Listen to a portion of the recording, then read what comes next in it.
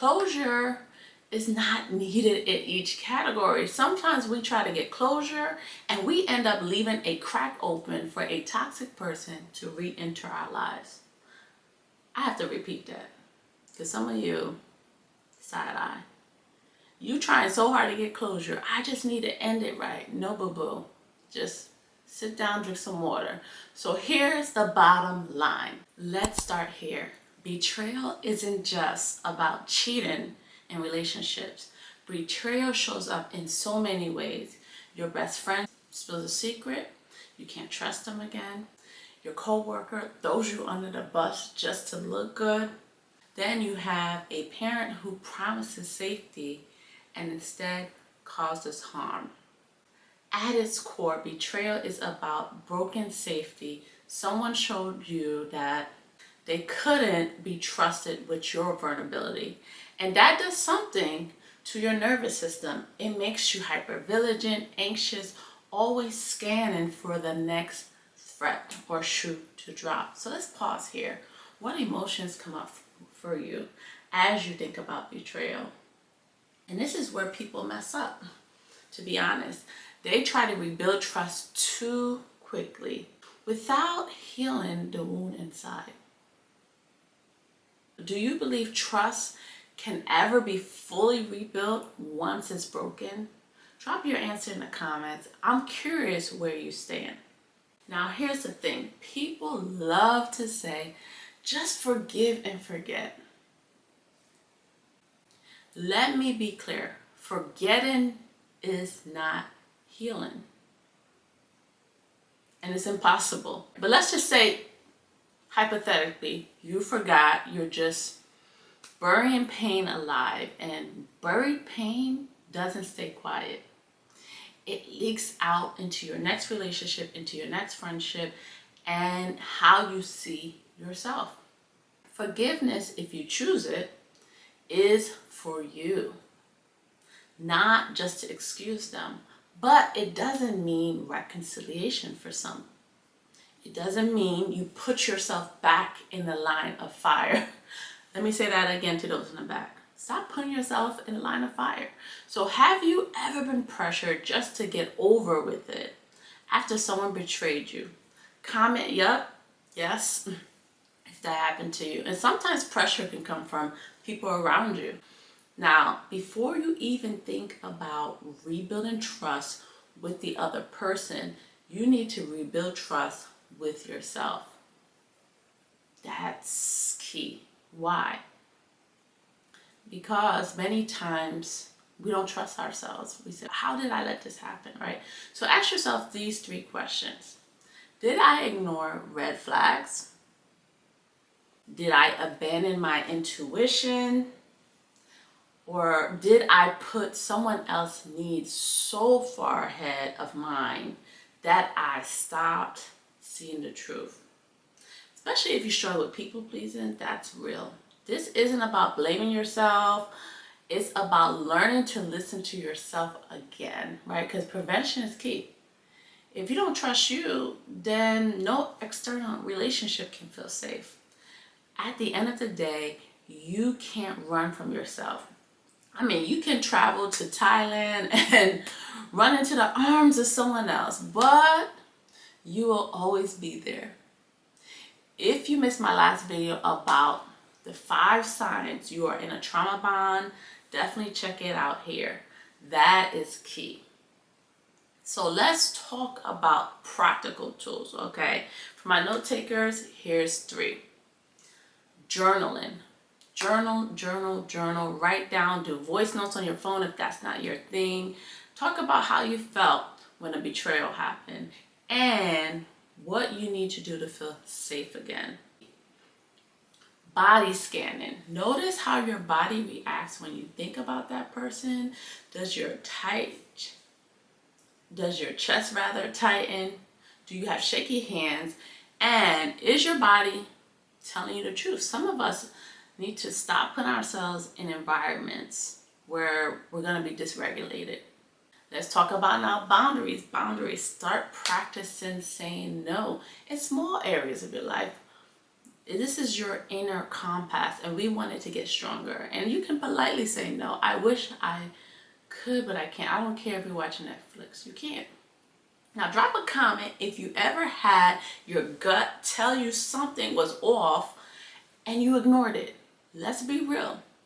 We've all been there, including myself. And listen, as a therapist, I have a therapist. I'm not trying to sit here to act like I have it all together. So let's define what trust means to you.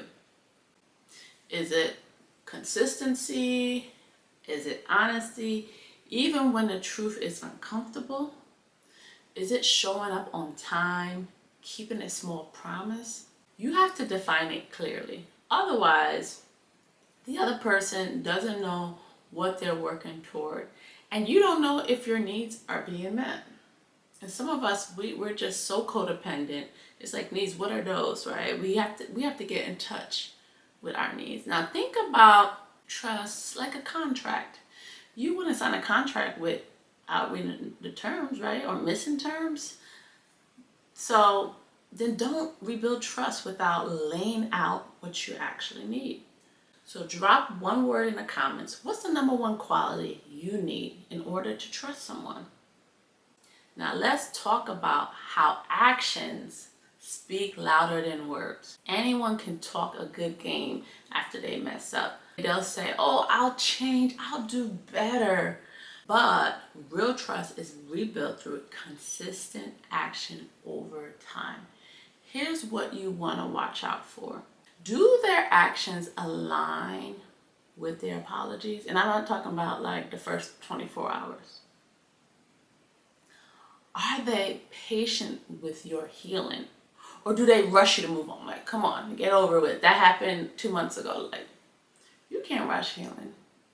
Do they own their mistakes without getting defensive? Some people lack accountability. If you try to point something out, they'll switch and say, well, what about when you did X, Y, and Z? That's immaturity.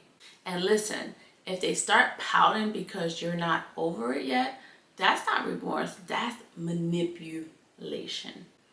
So tell me in the comments, have you ever had someone apologize, then repeat the same behavior, not once, but multiple times? I want to know if I'm preaching to the choir here. So if that's you, there's no shame. Comment yes. Repeat offender. That don't really sound too right. But anyway, rebuilding trust doesn't mean giving unlimited access to someone again.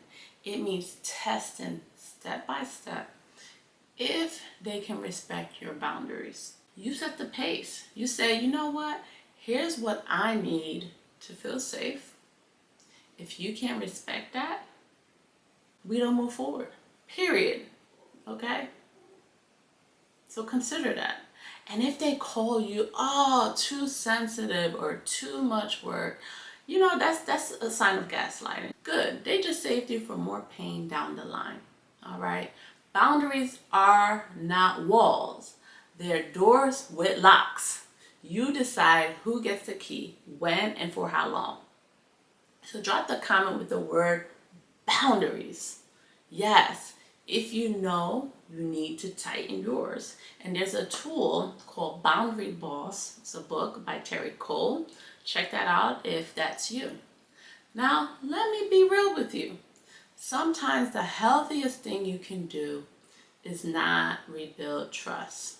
And that's tough. If the betrayal was severe, repeated, or tied to abuse, you don't owe them a second chance.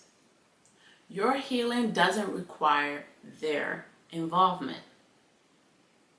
You can forgive for your own peace and still walk away. That's not weakness, that's strength. And that's choosing you. So consider that closure is not needed in each category. Sometimes we try to get closure and we end up leaving a crack open for a toxic person to re-enter our lives. I have to repeat that because some of you, side eye, you trying so hard to get closure. I just need to end it right. No, boo-boo. Just sit down, drink some water. So here's the bottom line. Rebuilding trust after betrayal is possible, but only if you start with you.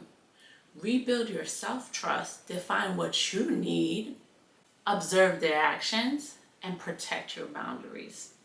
And remember, you don't have to rebuild trust with everyone, okay? Sometimes walking away is the most self-respecting move you can make. So, thank you for hanging out with me today. Friends, if you found this helpful, let me know in the comments and definitely support me by subscribing. And if any of these steps resonated the most with you and you want more content like this, stick around because we take these deep dives every week.